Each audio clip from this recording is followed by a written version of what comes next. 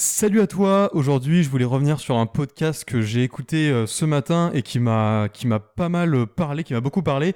Alors c'est un Super Physique, c'est le podcast Super Physique, donc je t'invite à aller sur l'agrégateur de podcasts de ton choix et peut-être l'écouter après, enfin tu verras, je vais t'en parler un petit peu. En fait c'est un témoignage c'est Rudy Koya qui interviewe une personne qui s'est dopée et qui a fait une cure, etc. Je vais t'en parler là. Et ça m'a beaucoup parlé parce que je me suis identifié à la personne. Et c'est bien, c'est excellent. Ça arrive pas souvent de voir des personnes qui parlent de l'envers du décor. J'en ai déjà écouté plusieurs. Mais celui-là m'a vraiment beaucoup parlé parce qu'il était vraiment dans une optique que j'ai aussi. Parce que on va pas se mentir, quand on fait de la musculation, etc., qu'on veut être musclé, qu'on veut être fort, on finit toujours par se poser la question est-ce que je me dope, est-ce que je me dope pas, est-ce que ça vaut le coup. Finalement ça a pas l'air si méchant, je sais pas, une petite cure par-ci par-là, un peu de testo, tout ça, voilà, ça passe crème. Voilà, tu vois, je me pose des questions. Enfin, voilà, petit à petit, je m'en pose de moins en moins. Dans le sens que j'ai vraiment pas envie. Mais ce podcast m'a vraiment, mais voilà, il m'a vraiment parlé et voilà, il m'a vraiment convaincu. Et je voulais un peu t'en parler. Et en fait, ça m'a parlé. Enfin, je me suis identifié à la personne parce que le mec, il le faisait vraiment dans une. Bon après, je suis pas, voilà, je suis loin de ma limite naturelle là où j'en suis. Donc encore ça va. Mais le mec, voilà, il avait atteint sa limite naturelle ça faisait pendant 5 ans, il s'était entraîné, tu vois. Enfin, ça faisait une dizaine d'années qu'il s'entraînait et ouais, voire 12 ans. Et les 5 dernières années, il avait pas pris grand chose, quoi, parce qu'il était arrivé à sa limite. Il avait des bonnes perfs, etc. Un excellent physique, voilà. Mais bon, 5 ans sans beaucoup de progression, avec des petits trucs par-ci par-là, ça fout un peu le seum, tu vois. On en reviendra là-dessus. Et du coup, il s'est dit, moi, allez, je vais me doper, mais je vais le faire de la meilleure façon qui soit. Il est allé voir des médecins, il s'est fait suivre par un médecin qui n'y connaissait pas grand-chose, mais il allait juste voir le médecin pour faire des prises de sang, pour voir comment son corps allait réagir.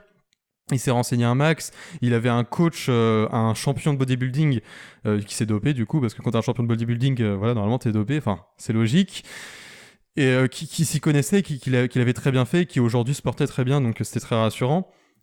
Et voilà, il l'a fait dans les meilleures conditions possibles. Et il voulait vraiment être dans un esprit santé et il voulait faire une cure par an, une cure de 12 semaines, non 10 semaines, un truc comme ça, ouais, 2 mois et demi. Une cure de 10 semaines tous les ans. Et du coup, il a entamé sa première cure.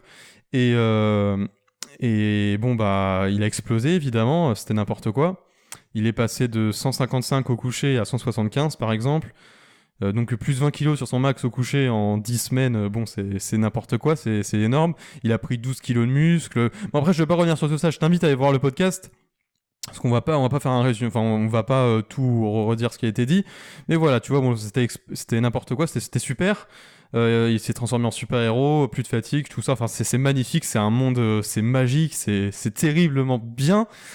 Bon, après, il a fait une analyse de sang à mi-cure, donc à 5 semaines, et c'était déjà n'importe quoi dans son corps. Son corps n'en pouvait déjà plus. Il avait un taux de testo 100 fois, 10 fois ou 100 fois. Attends, c'est pas possible 100 fois. Mais il avait un taux de testo, je crois, 100 fois supérieur à ce qu'il devait être. Enfin, c'était n'importe quoi. Peut-être 10 fois plutôt, parce que 100 fois ça me paraît beaucoup. Mais je sais que quand je l'ai écouté, j'étais sur le cul. Attends, bon, bref. Du coup, voilà, je parle du taux de testo, mais voilà, c'était vraiment, voilà. Et au bout de 10 semaines, voilà, je t'explique pas le bordel. Et ce qui fait que quand il a arrêté la cure, il avait prévu la relance, etc. C'était un peu horrible, quoi. C'était, comment dire, c'était la fin des haricots. Pendant 2-3 mois, il était en dépression, tout ça. Il a tout perdu. Enfin, il a perdu tout ce qu'il avait gagné. Il avait plus rien. Bon, et puis finalement, au bout de quelques mois, ça s'est relancé.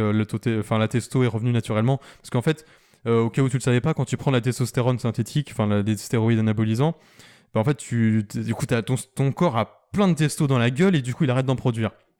Et du coup, l'intérêt de la relance, c'est vraiment de relancer la production de testostérone naturelle. Et quand tu te dopes longtemps, pendant plusieurs années, non-stop, tu peux dire adieu à ta testostérone naturelle et du coup, tu es obligé de te doper toute ta vie, ce qui est un peu chiant. Ce qui est même extrêmement chiant. Bon, du coup, au bout de quelques mois, il a réussi à se relancer. Et aujourd'hui, il est au même niveau qu'avant, en fait, avant de se doper. Sa testostérone marche bien comme avant, il a à peu près le même niveau. Et voilà, on peut en retirer ça, et il a plus envie de le faire parce que bon, bah, c'était horrible, hein, les 2-3 mois qu'il a vécu juste après. Et bon, ce que je veux dire, c'est que s'il l'avait pas fait, ça serait revenu au même au niveau de son niveau. Et bon, je pense pas que c'est en une cure que tu vas te flinguer toute ta vie. Je pense pas qu'il aura beaucoup de. Je sais pas, hein, mais j'imagine qu'il aura pas énormément de séquelles à la fin. Je pense pas que ça réduit son espérance de vie, j'espère pas. Peut-être, c'est possible. En tout cas, il a fait un test et aujourd'hui, il sait que c'est pas rentable. Euh, donc voilà, ton choix, en fait, le choix que tu te poses en fait, le choix qui s'est posé après avoir fait cette cure, c'est ok, est-ce que je me dope toute ma vie pour être toujours au top et être chaud patate et voilà, ou alors bah je me dope pas du tout, voilà, tout simplement. En fait, faut faire un choix. Tu peux pas faire, enfin, c'est pas possible de faire une cure par an comme il voulait faire, ça marche pas, c'est trop horrible quoi. Tu te tapes. Je sais pas, tu brilles pendant. Ouais, tu brilles pendant. Si tu veux faire une cure par an comme il a fait, tu brilles pendant quelques semaines et après t'en chies pendant le double.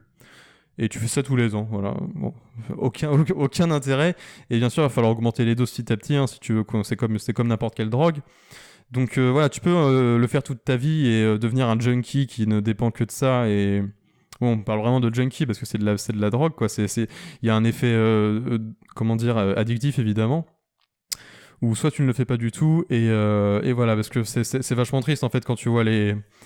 Il y en a plein en salle dans l'ombre qui s'entraînent comme ça, qui s'entraînent. Évidemment, la plupart s'entraînent mal parce qu'en fait, quand t'es dopé, ton niveau, ta progression dépend de la quantité de testostérone que tu t'injectes en fait, en gros. Et bon, c'est pas très. Je sais pas, c'est pas ouf niveau, comment dire, chercher à progresser, tu vois. Tu cherches à progresser en allez, je vais rajouter un peu de testo pour progresser un peu mieux. C'est pas très épanouissant, tu vois ce que je veux dire. C'est pas la vie, elle marche pas comme ça. Tu vois, c'est pas une école de la vie. Moi, ce que j'aime bien dans la musculation et tout ça, c'est d'évoluer mentalement. Et c'est ça la plus grosse différence qu'il y a entre les natures. Enfin, après, j'ai pas envie de généraliser tous les dopés. Je parle des dopés random qui ne sont pas connus, qui ne font pas compétition et qui travaillent dans leur coin et qui font pas grand chose, quoi. Et la différence du coup entre ces personnes-là et qui ont des physiques énormes, mais c'est tout, et les personnes naturelles qui s'entraînent bien et qui progressent et qui deviennent forts, balèzes, etc., c'est que ouais, physiquement, le mec dopé qui fout pas grand-chose mais qui est plus musclé que toi, ok, physiquement il rend peut-être mieux, mais mentalement, mec, ce mec ou meuf, c'est un autre monde. Mentalement, t'as tellement évolué beaucoup plus, ça t'a tellement appris beaucoup plus, ça t'a tellement conditionné pour réussir dans tout ce que tu entreprends en fait. Et c'est le contraire quand tu te dopes, ça marche pas. Après, je parle pas des cas. Je parle pas de si tu veux faire Monsieur Olympia, si tu sens que t'es fait pour Monsieur. Il y a très peu de chances que tu te sentes chaud pour faire Monsieur Olympia, mais si tu te sens chaud pour devenir le prochain Monsieur Olympia, oui, bah évidemment, il va falloir se doper, mais là, mec, ça concerne 99,9%. Non, 0,01% de la population, tu vois, donc ça nous concerne pas, c'est ça ce que je veux te dire. Et voilà, du coup, la leçon que j'en ai tirée de tout ça, c'est euh, au lieu de penser facilité, au lieu de penser court terme, parce que se doper, c'est ça. Se doper, si tu veux te faire une cure de 10 semaines, ça va être très facile. Enfin, ça va être très facile dans le sens où voilà, tu vas exploser sans forcer, tu vas devenir un monstre sans forcer, et ça va être court terme. Du coup, ça va être 10 semaines. Voilà, en 10 semaines, voilà, tu vas devenir un monstre.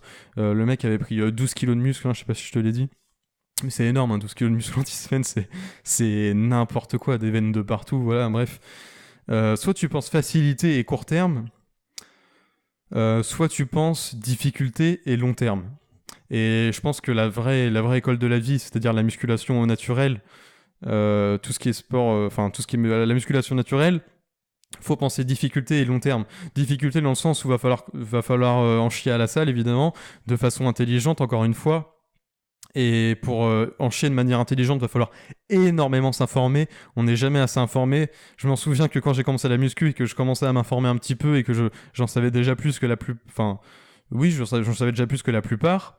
Bah pour moi, j'étais en mode ouais, bah c'est bon, ça sert à rien de s'informer plus. Je vais m'entraîner et puis ça suffit. Alors que non, non, rien. C'est pas du tout ça. On n'est jamais assez informé en fait. Enfin, après, c'est une histoire de passion évidemment. Et voilà, donc difficulté dans le sens où il va falloir s'informer beaucoup, va falloir s'entraîner beaucoup, va falloir tester plein de choses, va falloir se remettre en question, va falloir faire peut-être des sacrifices mais qui n'en sont pas vraiment parce que c'est ta passion. Et long terme dans le sens où voilà, c'est pas en un an, c'est pas en 2 ans que la musculation va te transformer, c'est en 10 ans, 20 ans. Et en 10-20 ans, tu vas devenir quelqu'un de... Physiquement, tu vas devenir... Enfin, tu vas devenir... normalement, si tu t'y prends bien, tu vas devenir... je sais pas le terme qui convient, mais tu vas devenir bien musclé, bien fort, bien tout ça. Et surtout, et mentalement, tu ne seras plus la même personne. Mentalement, tu auras appris énormément de choses sur toi-même et sur les codes de la réussite. Progresser en étant naturel, pour moi, c'est un des... Ça peut t'aider à réussir dans les autres aspects de ta vie, notamment le monde professionnel. Ça, je t'en parle souvent. Et moi, du coup, le choix que j'ai fait pour éviter la frustration vis-à-vis du manque de muscles qu'on peut avoir quand on voit des physiques dopés tous les jours et que nous, on est en mode, bon, ça me plaît, moi, je suis pas comme ça et ça me frustre. C'est la raison qui a fait que je me suis plus tourné vers l'entraînement que j'appelle un peu fonctionnel. Alors voilà, je suis pas entièrement dedans pour l'instant, c'est-à-dire que je fais encore pas mal de musculation. Et voilà, l'entraînement fonctionnel, ça permet. Enfin, l'idée ma vision de l'entraînement, c'est progresser sur tes capacités physiques à ton échelle. Je précise vraiment le à ton échelle, c'est parce que enfin, c'est comme ça, tu te compares pas. Je sais pas, tu vas pas te comparer. Si tu fais du vélo à côté de la muscu, tu vas pas te comparer à Michael Schumacher. Et si tu fais, je sais pas, du basket, tu vas pas te comparer à. Merde, je sais plus les noms en tête. Comment il s'appelle là Oh, la honte. La honte. Kobe Bryant, par exemple.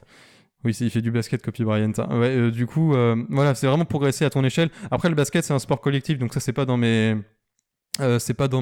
comment dire, dans mes aspirations personnelles de pratiquer du sport collectif, mais je te parle plutôt enfin, pour moi, ce qui m'intéresse le plus, c'est augmenter mes capacités physiques, et c'est extrêmement épanouissant parce que faut réfléchir, faut se remettre en question, faut essayer des choses, et faut être bon partout, et tu deviens super complet. Et bon, j'y suis absolument pas, mais du coup ça prend des années, mec, ça prend toute une vie, et c'est extrêmement intéressant. Et c'est plus intéressant que de chercher juste à avoir du muscle et puis c'est tout. Là tu as des choses que tu peux mesurer, tu peux chercher. C'est plus facile pour chercher une progression, tu vois ce que je veux dire. Chercher une progression musculaire, c'est quelque chose de. Comment dire, c'est moins quantifiable déjà. Et évidemment, l'entraînement fonctionnel, évidemment, c'est meilleur pour ta santé. Alors de base, je fais vraiment pas ça pour ça. Je fais vraiment pas ça pour être Enfin, ça me fait plaisir de faire ça pour ma santé, mais j'ai vraiment pas eu l'idée d'être fonctionnel pour ça. Mais évidemment, c'est meilleur pour ta santé parce que tu vas être plus complet, tu vas travailler ton cardio. À côté de ça, je travaille beaucoup ma mobilité, ma souplesse. J'ai envie d'être souple. C'est un des piliers de la fonctionnalité. Bon, c'est un des piliers de l'entraînement fonctionnel, c'est la souplesse, et j'ai envie d'être souple, j'ai envie de faire grand écart. Je t'assure, mec, je vais le faire grand écart d'ici quelques années. Et c'est extrêmement épanouissant, c'est extrêmement intéressant, et je me répète beaucoup, mais voilà, l'entraînement fonctionnel, ça peut être une alternative pour ceux qui sont tentés, qui sont un peu frustrés par la musculation et qui ont bien vu que le dopage pour son petit plaisir personnel, ça va pas marcher, mec, ça va absolument pas marcher. Et j'en suis convaincu aujourd'hui et je me pose plus la question, et je suis content d'être dans ce que je fais aujourd'hui. Du coup, voilà, j'espère que ce podcast t'a inspiré, t'a peut-être parlé. Je t'invite encore une fois à aller écouter le podcast de Superphysique, et évidemment à écouter tous les podcasts Superphysique qui sont évidemment très intéressants et très bien animés par Rudy Koya et son collègue Fabrice. Voilà, très sympa, une petite pub pour ça, même si bon, c'est fort possible que tu écoutes déjà. Alors voilà, je vais te laisser là, je te souhaite une bonne journée, je te dis à demain pour un nouveau podcast. Salut à toi!